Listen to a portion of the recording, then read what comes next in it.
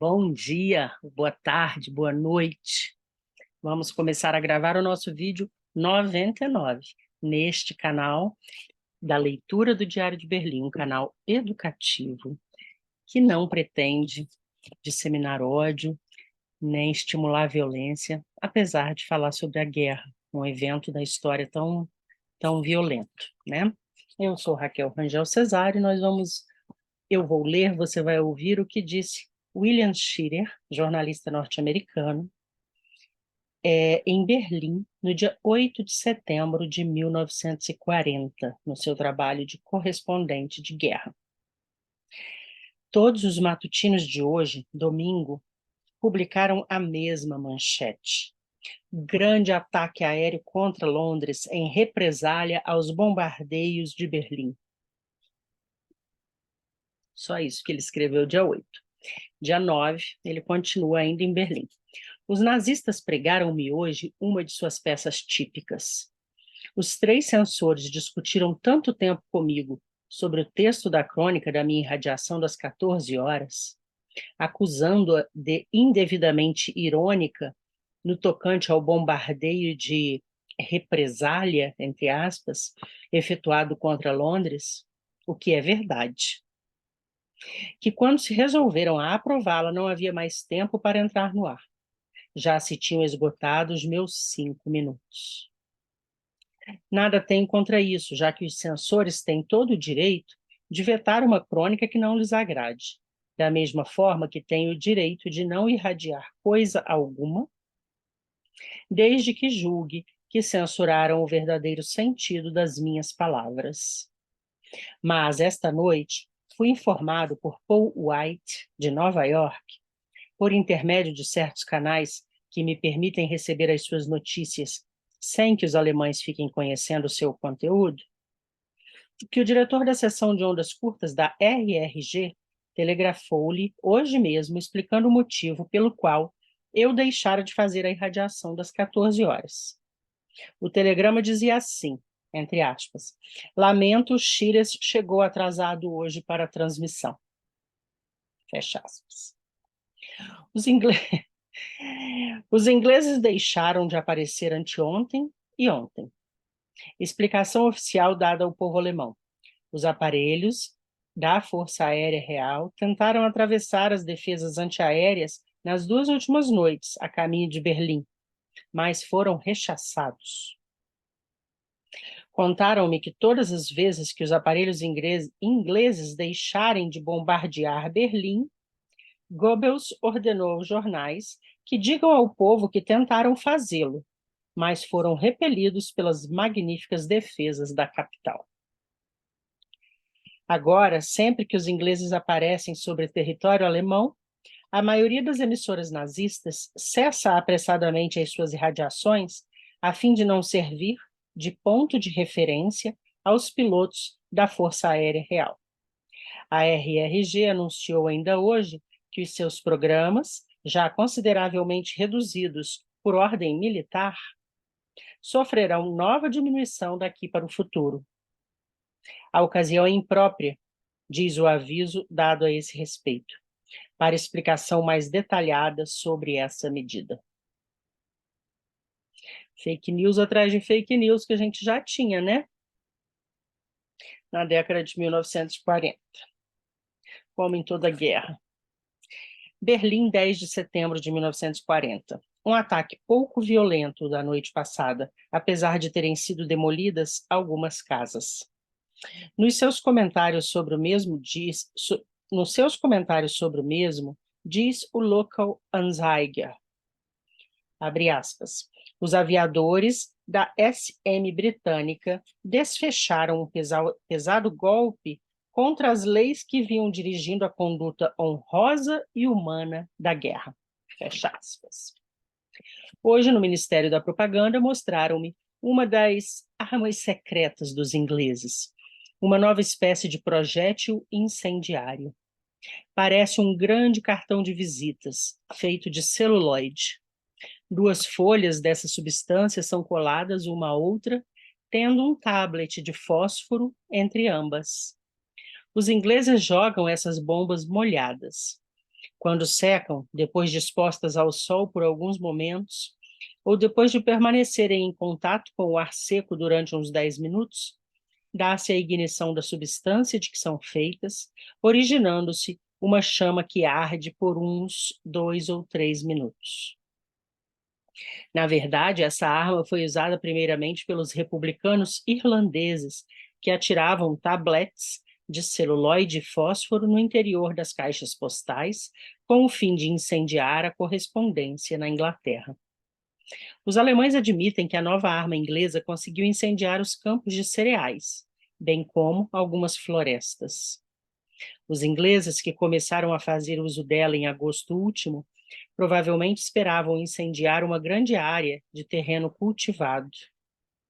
Infelizmente, agosto foi muito úmido e foram poucas as que chegaram a ficar completamente secas para entrar em ignição. Que tristeza incendiar terrenos agriculturados, né? Destruir comida. Berlim, 11 de setembro de 40. O bombardeio da noite passada foi o pior de todos. Os jornais alemães estão fora de si. O Börsen-Zeitung chama de bárbaros os pilotos que nos visitaram e estampa a seguinte manchete: crimes dos ingleses sobre Berlim. De acordo com o que dizem os nazistas, apenas 5 pessoas foram mortas. No entanto, pela primeira vez, os ingleses deixaram cair sobre Berlim um grande número de bombas incendiárias, registrando-se alguns incêndios. 3 dessas bombas caíram no pátio do Adlon, 5 nos jardins da Embaixada Americana contígua e meia dúzia mais nos jardins do Dr. Goebbels, justamente por trás do edifício da Embaixada. O gabinete do ministro das munições, situado entre o Adlon e a Embaixada, também foi atingido. Todavia, todas essas bombas foram logo apagadas antes que tivessem ocasionado qualquer estrago. Parece que os ingleses procuravam atingir a Potsdamer Bahnhof, tendo muito pouca sorte. Começaram o bombardeio na direção exata da Gare, tendo as suas primeiras bombas atingido o Reichstag, continuando a cair em linha reta em direção da Potsdamer sobre a Brandenburger Tor, a embaixada e os jardins que lhe ficam atrás. Mas a última bomba que explodiu caiu a cerca de 300 metros da estação. Numa das suas irradiações de hoje, a BBC diz que a Potsdamer foi atingida. Potsdamer Bahnhof é a estação de trem. O que não é exato. E já hoje, 3 alemães que ouviram essa irradiação da emissora inglesa disseram-me que se tinham sentido um tanto desiludidos ante essa falta de veracidade.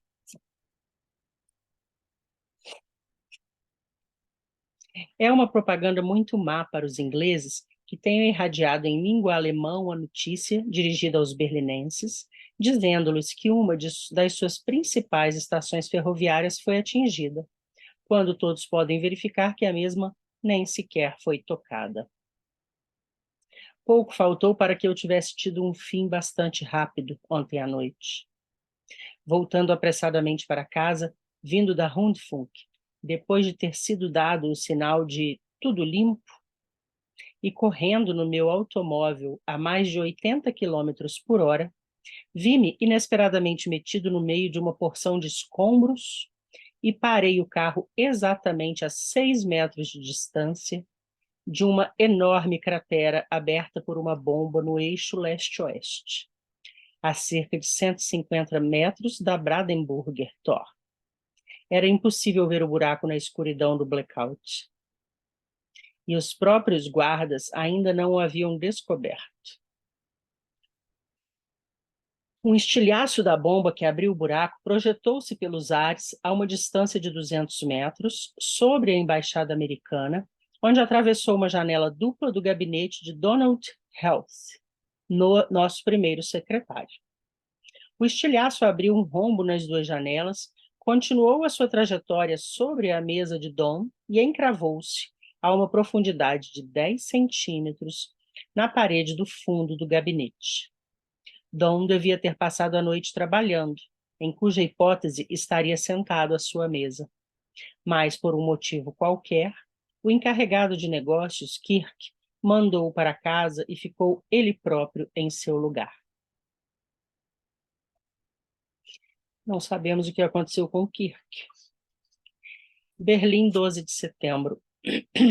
Estou de partida para Genebra, onde vou passar alguns dias, de forma a poder falar pelo telefone com Nova York sobre certos assuntos, sem que os nazistas ouçam as nossas palavras.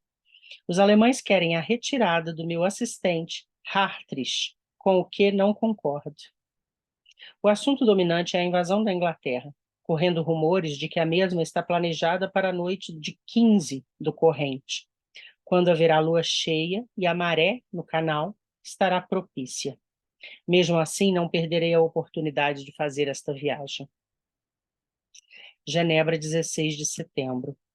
As informações recebidas das fronteiras francesas, próximas daqui, dizem que os alemães tentaram um desembarque na Inglaterra, mas foram repelidos com pesadas perdas. É preciso receber essa notícia com as necessárias cautelas. Almocei hoje em companhia de John Wynant, chefe do Bureau Internacional do Trabalho, que está lutando violentamente para manter a sua instituição e os princípios que ela representa, tentando evitar o seu desaparecimento depois do golpe que a guerra lhe desfechou. Mais que qualquer outro americano da vida pública que conheço, ele compreende perfeitamente as forças sociais e as modificações que se registraram na Europa no decorrer da última década e que estão agora novamente em efervescência como resultado do conflito. Falamos a respeito da tarefa a ser desempenhada depois da guerra, caso seja a Inglaterra a vencedora, especulando sobre a repetição dos mesmos erros de 1919. Ele expôs as suas ideias pessoais sobre a reconstrução e a forma pela qual a economia de guerra podia ser substituída por uma economia de paz, isenta de injustiças, do grande número de desempregados, da deflação e da depressão que se seguiram à última guerra. De um ponto de vista pessoal, não consigo enxergar tão longe. Não me é possível discernir coisa alguma além da derrota de Hitler. Conseguir esse objetivo constitui uma tarefa tão importante e de interesse tão assoberbante que tudo mais parece secundário, embora seja uma grande coisa a existência de alguns que já estejam olhando tão longe. Lembrei de um certo sentimento recente que eu tinha aqui no Brasil. Wynant é um homem agradável, meio franzino, um pouco descuidado no trajar, de aparência que lembra Lincoln, e um político e administrador suficientemente hábil para fazer-se eleger 2 vezes como governador do New Hampshire. Penso que seria um bom presidente para suceder a Roosevelt em 1944, caso este consiga a reeleição para o 3º período. Ficamos por aqui neste vídeo 99 e amanhã você terá acesso ao número 100. Até mais.